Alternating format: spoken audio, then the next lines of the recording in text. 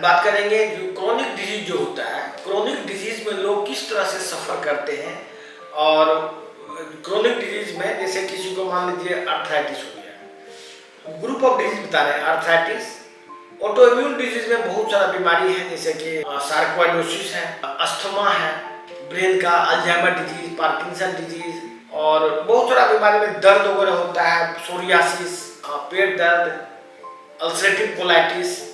ये बहुत सारा बीमारी है जिसमें कि लोग अलग अलग इंस्टीट्यूट में जाके, अलग अलग बड़ा बड़ा संस्थान में जाके कुछ दवाई रेगुलर खा रहे हैं। बात दवाई खा रहे हैं का बात नहीं है, और प्लस उस दवाई से उसको एक रत्ती भी रिलीफ नहीं हो रहा है। प्लस वो दवाई जो वो खा रहे हैं वो बीमारी के लिए नहीं दी गई है, वो दवाई उसको इसलिए दी गई है, उसको किसी सिम्टम के लिए दी गई है, मतलब वो लक्षणों का उपचार ले रहे हैं। ये बात बहुत ही गंभीर मसला है कि करोड़ों लोग भारत के करोड़ों लोग कुछ दवाई रेगुलर खा रहे हैं, और वो दवाई उसके बीमारी के लिए नहीं है।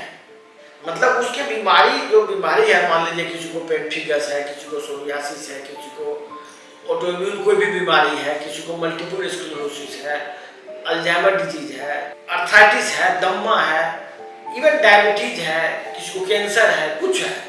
ये सभी बीमारी में लोग रेगुलर कुछ दवाई खा रहे हैं, और वो दवाई उस बीमारी को ठीक करने के उद्देश्य से नहीं बनाई गई है, और वो दवाई ये सोच के वो खा रहे हैं कि हम बीमारी ठीक मेरा हो रहा है। ये एक बहुत गंभीर मसला है, और ये बात करोड़ों लोगों के साथ हो रहा है। मतलब करोड़ों लोग ये उम्मीद में कुछ दवाई खा रहे हैं कि ये दवाई मेरे बीमारी को एक दिन ठीक करेगा, या ठीक करने की कोशिश करेगा, या मेरे जीवन को बेहतर बनाने की कोशिश करेगा, या हमारे जीवन में कोई तरह का फायदा इससे होगा। जबकि वो दवाई उसके जीवन में, उसकी बीमारी से कोई लेना देना नहीं है। इवन उस दवाई का उसके जीवन में या उसकी बीमारी का दूर से कोई रिश्ता नहीं है। रादर वो दवाई का काम बॉडी में एज ए टॉक्सिन है।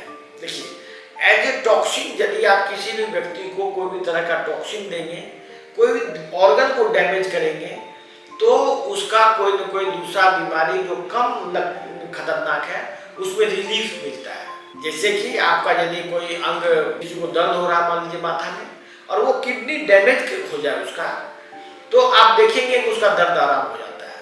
वो दर्द इसलिए आराम हो जाता है क्योंकि बॉडी, एक शरीर जो है ना, एक सिस्टम है, वो सिस्टम में शरीर एक पूरे सिस्टम को लेकर चलती है।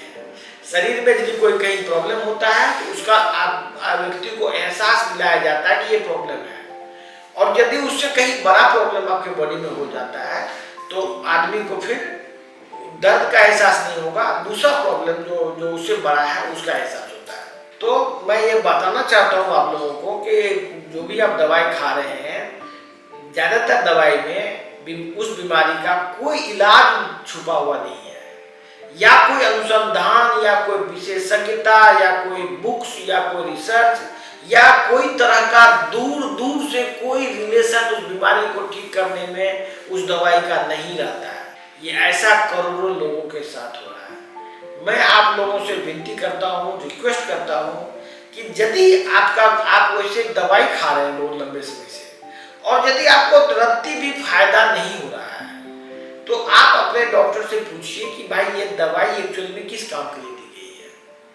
और या नहीं, यदि आप नहीं पूछ सकते हैं तो आप हमारे एक्सपर्ट से बात कीजिए, जो आपको उसमें साइंटिफिकली कुछ मदद करने के करेंगे, और हमारा संस्था आपको इसमें जितना मदद हो सकेगा करेगा। इसलिए दिए गए नंबर पर कॉल कीजिए यदि आप कोई बहुत लंबी क्रोनिक बीमारी से